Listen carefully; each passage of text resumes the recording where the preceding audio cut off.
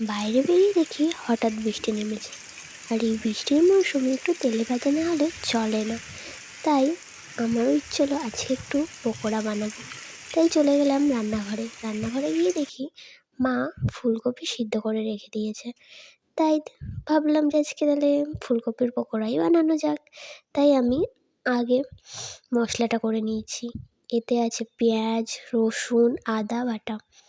তারপরে আমি আরেকটা আলাদা পাত্রে বেসন, চালের গুঁড়ো, লঙ্কার গুঁড়ো, পরিমাণ মতো হলুদ ও স্বাদ মতো নুন দিয়ে তারপরে যে বাটা মশলাটা ওটা দিয়ে ভালো করে একটু পরিমাণ মতো জল দিয়ে মাখিয়ে নিয়েছি।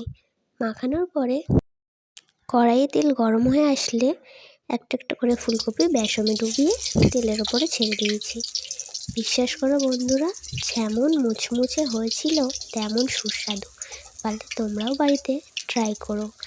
তারপরে বড়াগুলো লাল লাল হয়ে আসলে এপিট ওপিট করে ভেজে নিও। তো আমার ভিডিও তোমাদের কেমন লাগলো প্লিজ কমেন্টে জানিও, আর একটা করে লাইক দিয়ে যেও। তো আমার পকোড়াগুলো এখন লাল লাল করে ভাজা হয়ে গেছে। একটা পাত্রে আমি তুলে নিয়েছি সেগুলো। দেখতে দেখো কত সুন্দর লাগছে। তো বাই, দেখা হবে নেক্সট ভিডিওতে।